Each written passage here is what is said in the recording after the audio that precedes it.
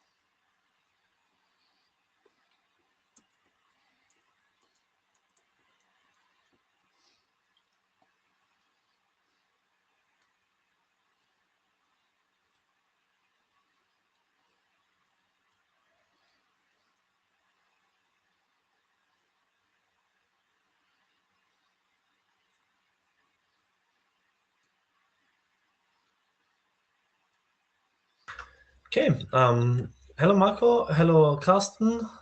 I think that's all of us. Hello, Laurent. Thanks for joining us. Welcome to this last interim meeting before we meet in Dublin.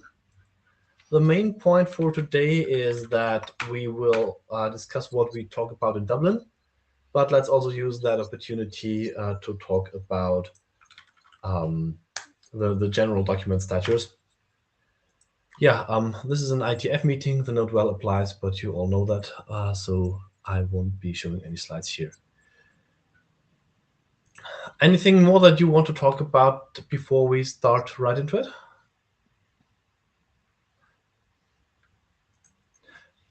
One thing that I didn't miss is that there's also the point about interim calls between the IETF 121 and 122, but that goes in the end anyway.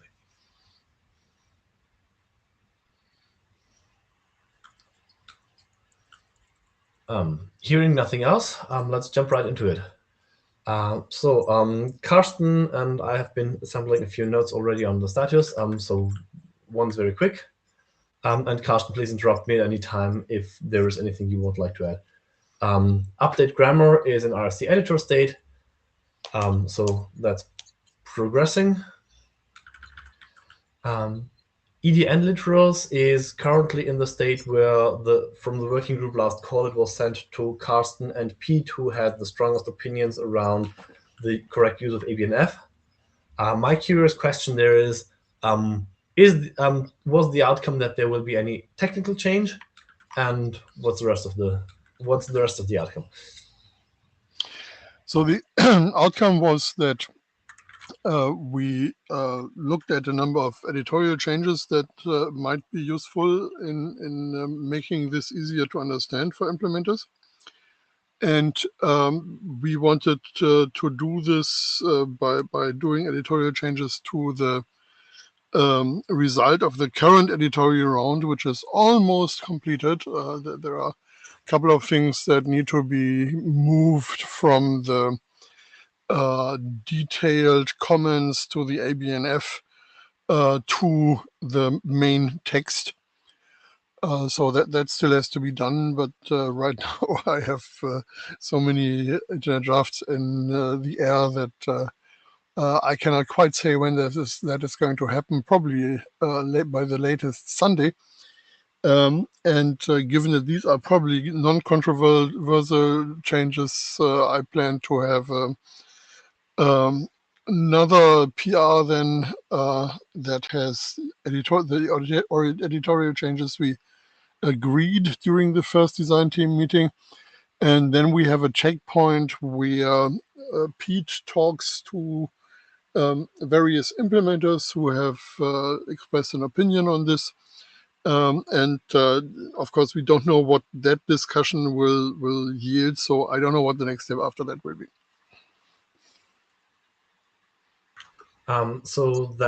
Given that you said Sunday, I suppose that the editorial changes that you agreed on with Pete will only come after the cutoff. I don't know. I certainly can start doing that. Will they be sufficient? I don't know. Let's find out.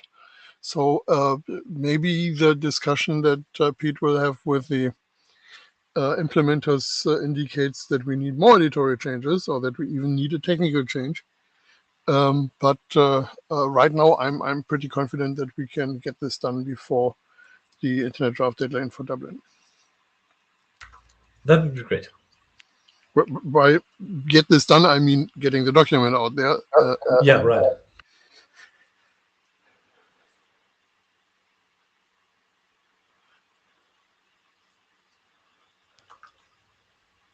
Okay, thanks. I think that is about as much as we can say with the things as they are. Next document on that list. I mean, please interrupt me if any questions are pop up in between, or just raise hands and I'll hopefully notice.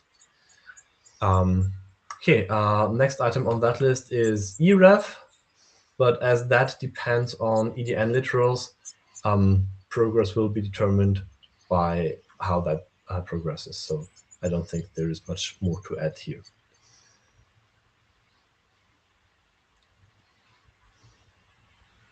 Hello, Ira. Hello, Ori. Thanks for joining. Next item on the list was more control, for which the working group last call has long passed, and I forgot to update the data tracker state. And for which there's also the Shepherd review that has been completed by AJ. I've only now pressed the button. Apologies for the delay. I've been skimming over that Shepherd review once more to make sure that we didn't miss anything. But yeah, I think that is handed off now to Ori. So that is on its track finally now too.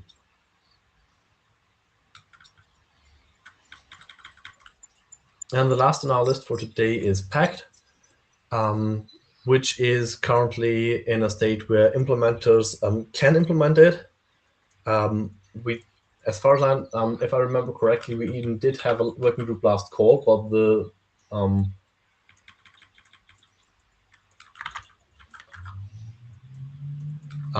but there is still some desire to play around with implementations. So that is what is currently happening.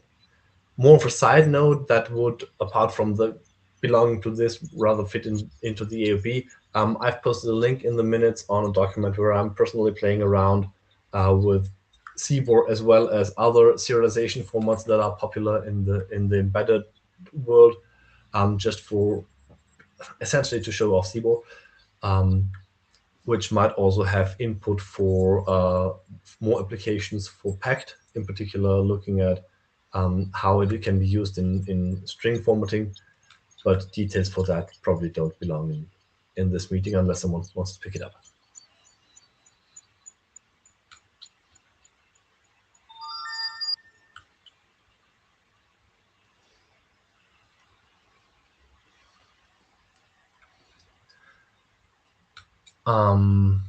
Yes, and then there's CDD. How did CDDL modules? Okay, and then there's CDDL modules on that list as well. Right. There was the topic of open questions. Carsten, can you say a few words there? Yeah. So the modules work is essentially complete in a way where you actually can implement it and use it. And it fulfills all the initial requirements we had, except that importing a module that makes an addition to some sockets is problematic because you don't really know whether that socket actually will be used by the importing module. So the import of the imported module might pull in tons of stuff to add something to a socket, which is not actually needed because the importing module doesn't use that socket. But that's a bit more complicated because the importing module might import another module that does use the socket. So we need a slightly more complex model of how this importing structure is done. So I have come up with a preliminary idea of how this can be done. I need to write this up, and of course I need to implement it to fully understand it. And because I used a lot of my CBOR time for IDEA and literal recently, that is not done yet. Which doesn't change the fact that you can use modules today unless you run into the socket problem. Thomas Fassati alerted me to that problem because he actually had an application that needed that.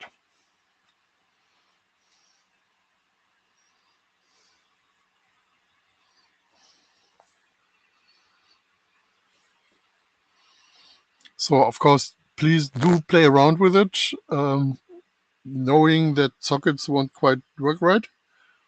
But again, the rest works, and it actually is being used in various documents at this point, because you can always write an English sentence that says what the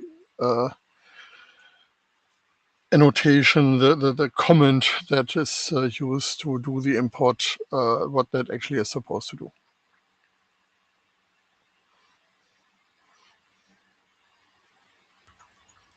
I'm wondering, do we have any way to indicate to users better than that this is complete, other than basically stating this in the header of the document?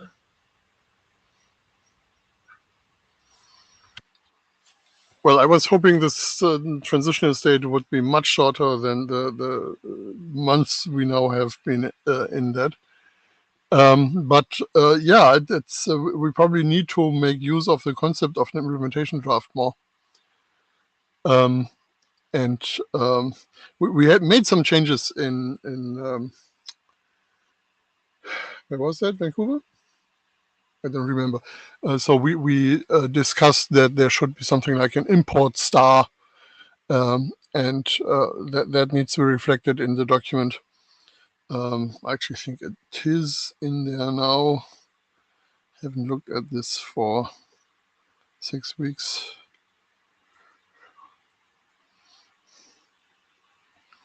So that was a pretty much gratuitous, but a technical change where we said, yeah, let's do that because it is better if we do it.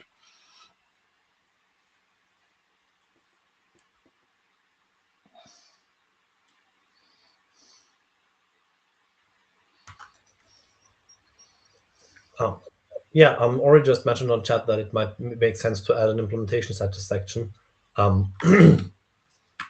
Sounds good to me. Let's do that more. If you want to do that, please be very much invited to update it in that direction.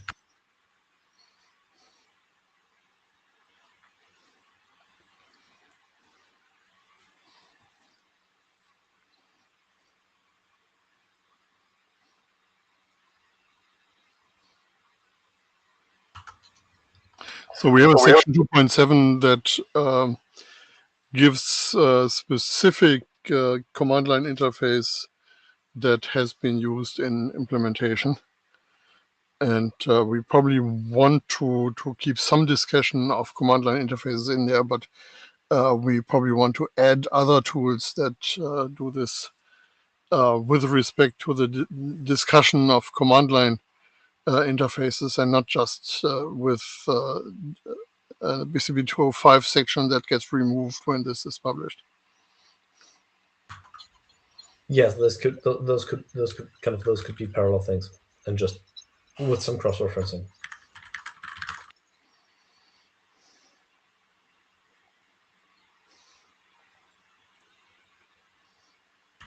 Also, without knowing whether that is the case for this this particular tool, please be aware.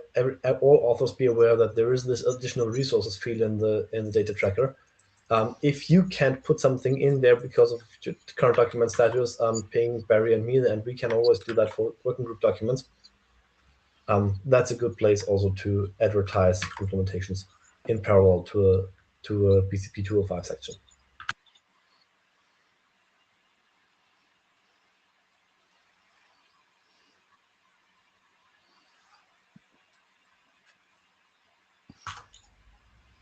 Okay, anything more on CDTL modules? Hearing none. CDE, Carsten, you've again made some points there on document status that you wanted to talk about. Yeah, we have essentially one discussion that is still ongoing. We had a lot of issues, I think 6 or so, that just needed to be done. And I took the opportunity of this interim to actually do all the issues, including 14. So if I get the concern right, we don't really want to make people believe that they have to have an application profile to use CDE. And I actually ran into an Etsy document that actually does demonstrate this danger. So there's a lot of confusion in that Etsy document about how to do deterministic encoding in CBOR. So that was kind of food for thought, which led to the update that is now in PR 21. And to make it easier to consume this, I also submitted a -06 that has this PR in there. I haven't merged this PR yet because we want to have that discussion, but it's ready to merge from my point of view. Now, what's the content of this PR? We essentially delete the term application profile and introduce the term application level deterministic representation, or ALDR, and stop talking about application profiles whenever we actually mean ALDR.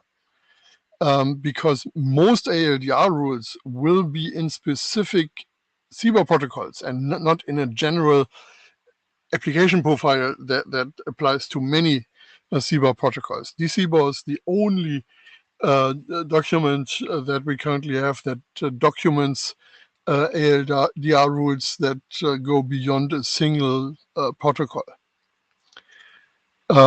So that is now cleanly separated, and accordingly the usage of the term application profile has been changed to ALDR profile. But the text really doesn't talk much about ALDR profiles because these are just collections of rules. What's more interesting is what happens when you have application level rules for deterministic representation. And of course, we have those everywhere. So if you look into section 5 of RFC 8, what is it, 8392, the CWT document, that has one specific application level deterministic representation concern. It doesn't want tags around data. Yeah, Concise is right. CWT, excuse me. It doesn't want tags around items that really make sense without those tags. And that's the typical deterministic representation concern, because you now have two representations, the one with the tag and the one without the tag. That makes it harder to operate with these data. Now, CWT doesn't use deterministic representation, so very few documents at this point in time do, but it still is an indication that ALDRs are quite common in protocols, even if they don't actually lead to deterministic representation.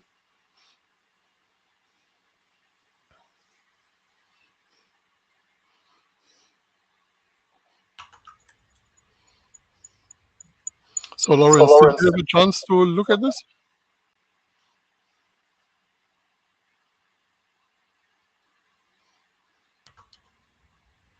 Lawrence?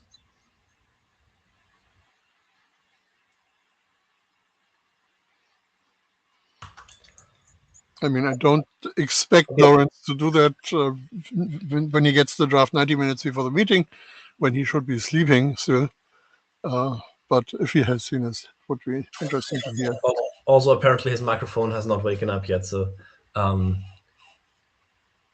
Lawrence, either jump in later or come back to this on the mailing list or the issue tracker, please.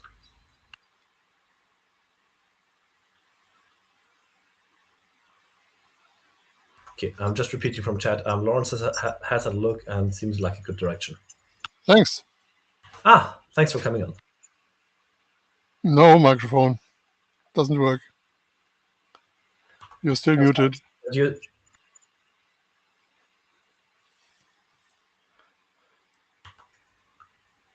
Lawrence, you're showing us muted here, so maybe it's Meetecho that is not unmuted yet.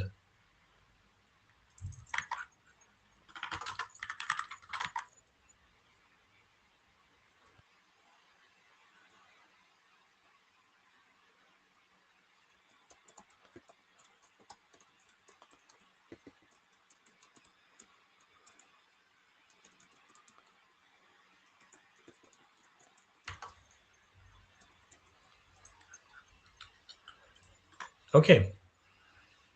Then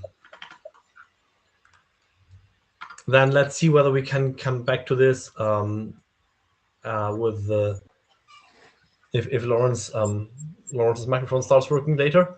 And in the meantime, let's look at the agenda for Dublin. So taking from basically everything we've talked about here today, I very much expect that we have things to talk about on EDN literals. And I will hope that Pete also has time to be present there,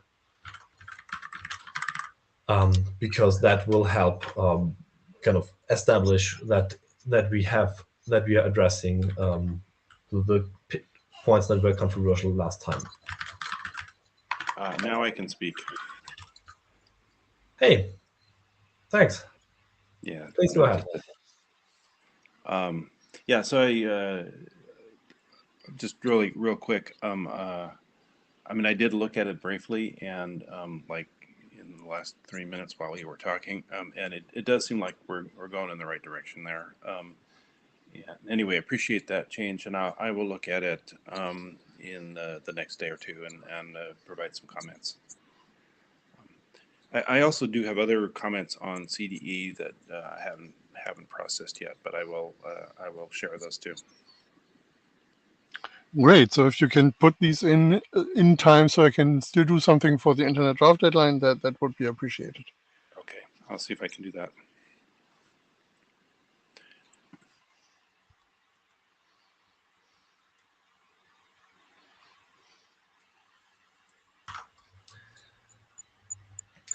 So I would expect that from that CDE is also something that we should talk about.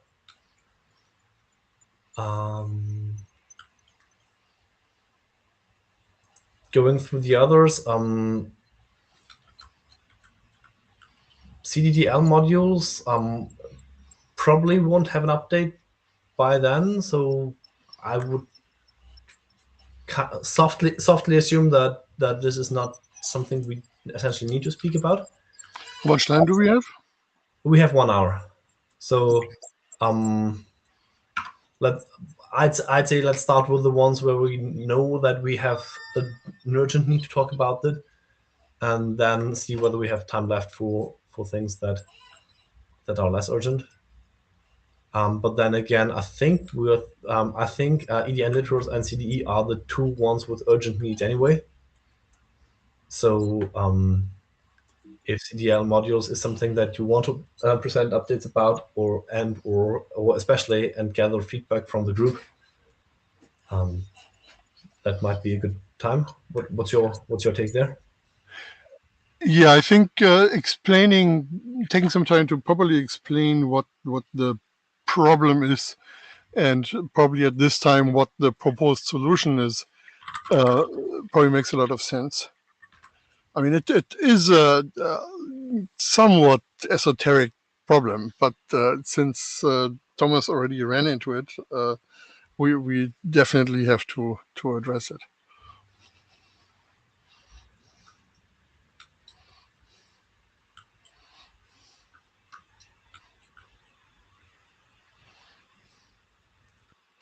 Is there anything anyone would like to add to that agenda from all those in the room? I was wondering whether we can get a quick teaser about packed implementations. I don't know if we will do anything at the hackathon about that.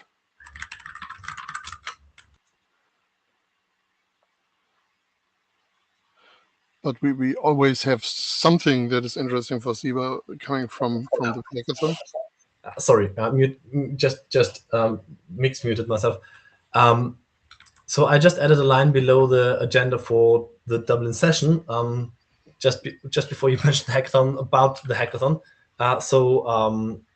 If we do something on the hackathon, reporting on that would make a lot of sense. I'll be there for the hackathon. I'm not kind of fully planned out, so yeah, let's do something.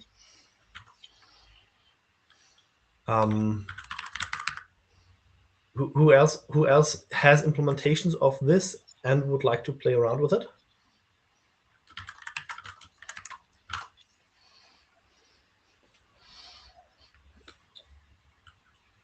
Well, Martin has something, but we still are figuring out how this works together. I can also ask Nikolai whether he has updates. Might also make sense. I'm not sure whether he will be attending, but then again, this works remotely as well. And Ori just said in the chat that he might be looking at this. That would be cool, yeah. So I think that's enough people that we will have something to report. Let's do that.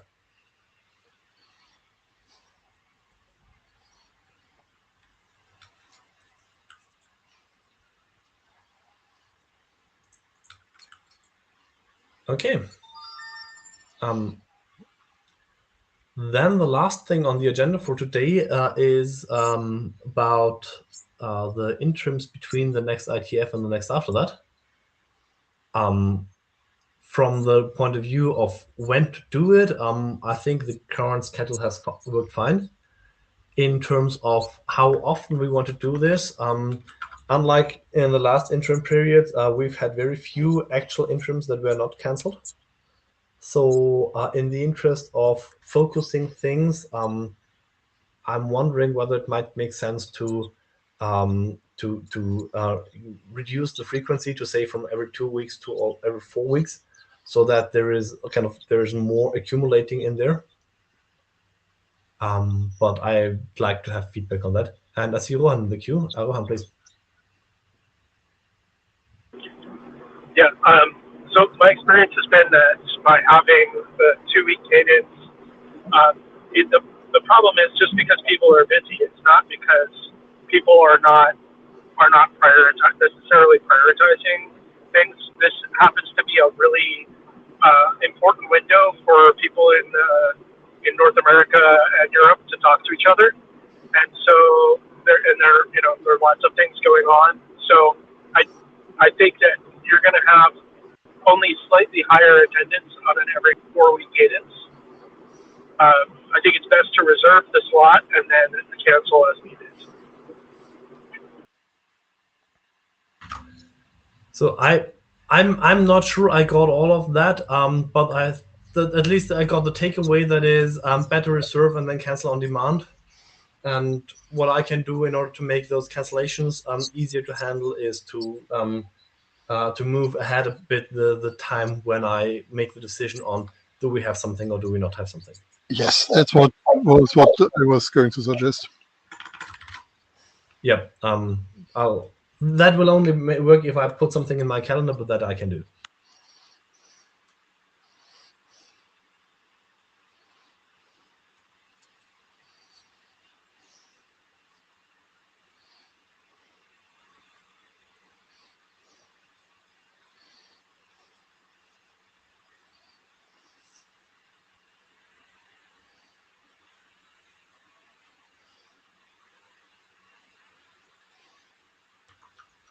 Okay, sounds like a plan.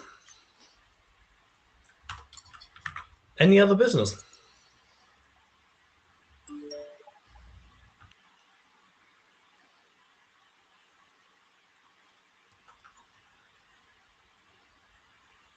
Hearing none, I'll just relay the good luck with the draft cutoff to everyone from Ori through the chat. And with that, see you in Dublin. Thanks, everyone. Goodbye. See you in Dublin. Bye-bye. See you. Bye-bye. Thanks for taking notes, Marco. Sure.